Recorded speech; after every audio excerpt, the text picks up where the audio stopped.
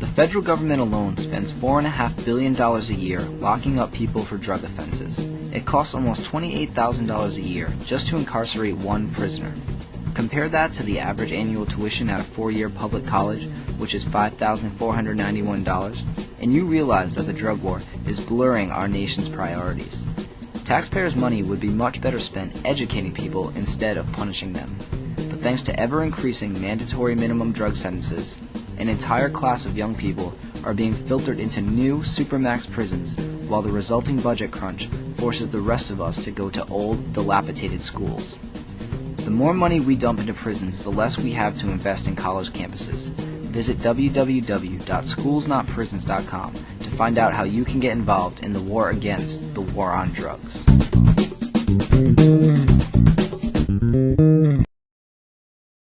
going into our pharmacies and making it themselves? Years ago, the big concern was meth was coming across the country. In about 1995 or 6, we had some guys from Missouri come to do some training for us, and they had documented, I mean, it was just coming eastward in some states like Iowa, Missouri. I mean, it really was a huge problem for them. Never really got here. And one of the reasons is the manufacture of it creates bad odors and explosions. And in an urban area where people are kind of living on top of each other, it came to people's attention. In more rural areas, it was easier for them to get away with.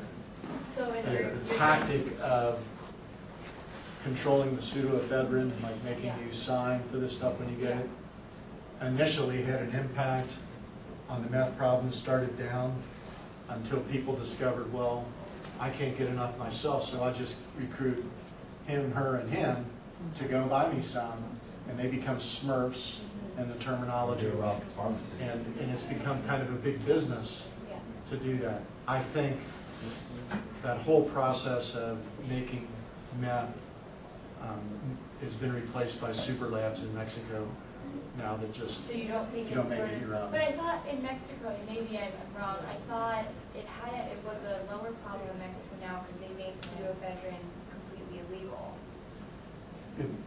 They've come up with an alternative chemical.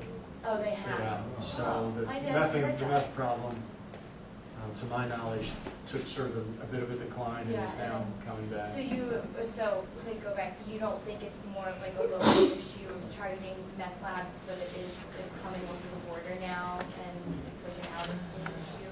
Sort of? Both California, there's been discovery of super labs in California, Mexican super labs, and the chemistry on this stuff is not complicated. I mean, we take out one precursor chemical, somebody will come up with something else. I just wanted to comment on that. I'm from a very rural part of Idaho, and meth is a huge local problem there. I mean, we have explosions on like a monthly basis. They're busting meth labs constantly in those little towns. You know, people get in there, you know, a lot of trailer parks, a lot of places like that where it's very secluded and nobody's in there checking on them. And these things are basically toxic waste dumps. I know any that we go to, if we know there's a meth lab, people put them in the back of a pickup and drive around town while it's cooking. That if you come to any one of these campers or trailer, whatever, that's a toxic waste site, and if you get in there, you're putting yourself in real danger. But that becomes an EPA problem to clean that up, and it's hugely expensive. So, yeah, and these meth folks are a different breed. We all thought that was going to come to Cincinnati, and it really hasn't. There's been a few episodes, but not much. Sir? I might want to say this question for the end, but what would you recommend the takeaway is for the participants here? Is what can they do? What would you recommend doing? What would how do you have them get engaged in actually bringing this about? Well, people are already involved in SSDP, and I think again I've been kind of impressed with their organization. They've got a nice staff in Washington. You guys have some targeted stuff that you do, and I'd encourage all of you to join LEAP and watch for legislation that comes up. Every year, the last 3 or 4 years, Ohio has put in a bill for medical marijuana. And again, I'm not a big fan of that, but I see it as a transitory step. So, you know, if you want to get behind that, would be one thing. And I think we need to educate people, and starting with your friends, the people on campus, parents. It's going to be a long process. We've already been 40 years in this thing, so it's not going to happen overnight. Yeah. Do you have any idea of, because when I was younger, I remember I was in DARE, and that was probably the biggest thing was when I grew up, I realized that marijuana. Where there were speakers about cocaine. And at each of those conferences, the main speaker told this story. And the story is they were doing some rat research, and it was behavioral research for these rats. And what they would do, train the rats to press on a bar, and they'd get a pellet of food. And once they learn that, then you stop the food and watch how many times they will continue to press until the behavior is extinguished, is what they call it. So here's the story. They get these rats hooked on food, cut off the food, and then count how many hits of the bar they do before they give up. And the report was the rats continue to press the bar 150 times before they give up. Now they gave the rats sexual orgasms. And teach them, press the bar, get an orgasm, and then cut them off. And then count to see how many times. And what do you think? According to the speaker, says these rats would quit after 500 hits. Which I'm thinking, I know people who try harder than that. So the next part of the research is they've got these rats hooked up and they give them a little hit of cocaine. So they learn the cocaine, stop the cocaine, and then count how many times they continue to press the bar. What do you think they said? Killed them. 1,500 times before the rats would give up on the cocaine. What's the message there? That this stuff is more pleasurable than sex. And you know, I didn't say anything, and I'm sure half the audience is thinking, "Wow, you know, where can I find some of this?" I was talking to a friend of mine a couple months later, an animal researcher, and I relayed this story to him, and he says, I hate to disillusion you, but rats don't really have orgasms. But the belief, all of us out there, we believe so much in the power of this stuff that we were struck dumb. We bought it. Drugs, and let me tell you one other short thing here. The Free Clinic actually did this in San Francisco, did this research. What happened to my... And the research was... It's over here. Behind the projector thing. The research was, what's the impact, does marijuana enhance people's sexual activity? And so they started asking people, brought them in. What, you know, when you have marijuana and sex, how does it influence you? And here's 5% of people says, you know, marijuana makes it better for me. 5% of people said, no, actually I find it really kind of takes away from things. And the rest of the people kind of fell in here. What do you call that? Yeah, the bell curve. If we ask people almost any question, how do the results fall? On a bell curve. So if we ask those same people, you know, how about classical music when you have sex? 5% would say, 5% would say, I mean, it's nonsense. So I hate to disillusion anybody that, you know, was planning on a little marijuana episode. Sorry. When we were talking about DARE and like how that was big back then, another thing that some high schools are doing are teen counts. High school, like teen counseling, they have like high schoolers go talk to middle schoolers. This is something they do at Madeira, and in Madeira we need 40 hours of community service to graduate from high school. And if you do a year of teen counseling, you get 120 hours of community service. Something like, well, 1 year, I got 3 times what I need. So in 11th grade, I went, and, you know, at this point, I'd never even been around drugs or knew anything about them at all. So I went, and like me and like a whole bunch of people who were all in the same boats, we knew nothing about drugs.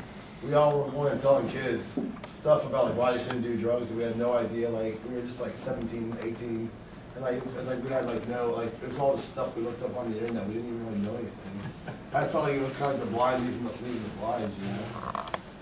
Pretty good description. Well, and they actually, I've seen where they actually use it as a punishment, where if you get busted for drugs, then you're supposed to go and like, you know, and tell people, oh, well, you shouldn't do it. I mean, they've even done it with famous people. Like, I remember when Snoop got busted, and they're like, well, you need to go out and do like commercials promoting, or yeah, like it's just. Oh, yeah. You know, here's the deal, and there's been some research done on this kind of thing, where we have somebody who has some sort of horrendous history, and as part of their rehabilitation, we put them in front of some groups. The problem is, despite what they say, they're there as a survivor. I did it and got away with it. And that's the message that research says, that's the message kids take away. Is that, you know, despite what you say, you know, hey, it sounds pretty good. Sounds like you stopped because you got busted. Yeah, and it sounds like you had a hell of a time doing it. So, yeah, a lot of these drug prevention, there's a new generation of drug prevention beyond DARE and some of these others that have much more of a sound clinical basis, and we ought to be doing more of that. Because, you know, if you're a drug dealer and your customers, you're a customer, you're an addict, what are the 3 life paths for addicts? There's only 3 of them. You either quit, you end up in jail, or you die. Okay? So all 3 of those are bad for the drug market. So they constantly are trying to recruit new customers. There's just a story out of Kansas that some dealers there, meth dealers, were adding strawberry quick to their concoction because, hey, strawberry quick, look at this stuff, it's pink, how can it hurt you? And so they're not going to sit back. They're very aggressive in recruiting kids. Sir? Fraction of the violence in Cincinnati that you hear about, the various gun, would you estimate with the drug trade? Well, I kind of agree with our former coroner. I'm blocking on his name. Tell me. Who's now Cincinnati State. Yeah. Anyway, very impressive guy. He says that 90% of the Cincinnati homicides were drug-related. Drug-related or drug trade-related? Drug-related, which drug trade is a little bit of a subset of that, and I'm not sure anybody really knows, but I can tell you so much of this is retaliation, you know, people trying to steal the drugs. You know, we had, you know, I'm on a wire inside a van, and we've got officers, undercover officers buying drugs, and, you know, they're buying from one guy, another guy comes up with a gun, you know, these are my customers. You know, this is dangerous, dangerous crap, so high percentage. Yes, sir. So that's why we always see like First 48 and news shows Cincinnati police officer women. Majority of those crimes, that's something like the First 48 is like drug related in Cincinnati. Yeah. What's your question? I'm just saying. I mean, I was saying it makes sense because most of the crimes that you see on like the First 48. Absolutely. Yeah, and so much of it's, you know, we had a gang in Cincinnati whose specialty was, I'd buy a whole bunch of drugs from you and give you a bunch of cash, and later that night we'd go to your house, do a home invasion, and take it back.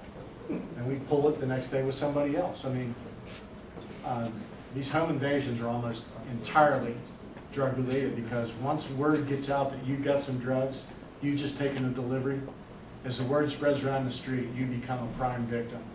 Because who are you going to call? You call the cops? And these people are in business because of their willingness and ability to use violence. So, you know, you get involved with them, it's really a major safety risk. Yes, sir. Should we make it the last one? We've got plenty of time, so it's up to Okay. you. I'm here till you guys are charged. We have the room till 7, so, so what would be the implications, like, say you actually do go to a legalization system, would all the people that have these crimes, like, I don't know, like with Prohibition what happened, but will that stuff still follow them if they change the rules like it does now? Because, like, I know, for example, I got a pot ticket when I was 19, and, like, 6 years later I went to go apply for a apartment, and I got denied because of a pot taken from, like 6 years ago? Would- That's a great question, and I don't really know the answer. I would assume that there would be some change in that. Most of those kind of policies were written as part of the real, Reagan area, crackdown on drugs, and, as we move to hopefully a more sensible policy in the fairly near future, those things will be revisited and fixed. No guarantee. Obama did mention something about reforming the entire government. He said it hadn't been done, what was his last? Oh, that reorganizing, yeah. So, just to recap a little bit, you said that it's probably best to legalize marijuana, and then for the other drugs, you're talking about decriminalizing, making it a civil issue and a public health issue. Yes. And then in terms of that, you were saying that we need to increase treatment and, do you want to expand on that at all? Or, just because I know that that's the central core of this conversation. And we've had a lot of questions going around, so.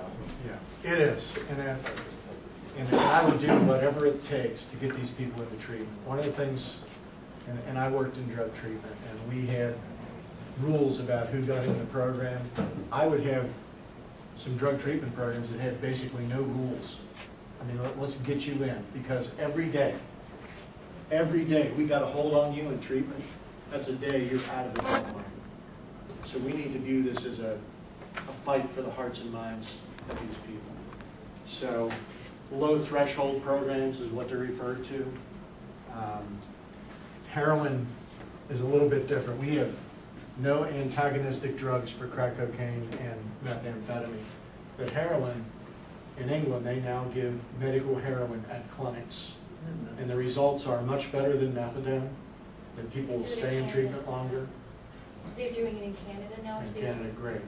So any way we can come up with to keep these people out of the drug market, I'm 100% for it. Sorry. Have any interaction with the folks like Talbert House, what their viewpoints are? No, I really don't. I know a lot of those folks, and I'm not sure what the point of view would be. I did give a talk to the House of Hope in Columbus to their 100th birthday, which is a rehab facility. A large one up there, and I got nothing but positive comments from people afterwards, so staff. Since you worked in the rehab industry, why have they set up barriers to getting into rehab? Because like a lot of people who may want to get in, you can't get in unless you get busted because it's really expensive to go on your own. Like why do we have these? What are we going to have? Supply and demand. There's a waiting list at most of the programs in my experience. So, and also there's the therapeutic idea that we'll have better success if we raise the bar a little bit to get in. And that's something that for funding sources and other places becomes important. If we're going to have low threshold programs, we're not going to have as much success, but we're going to get people that we wouldn't normally get. And the success of this stuff is unbelievable.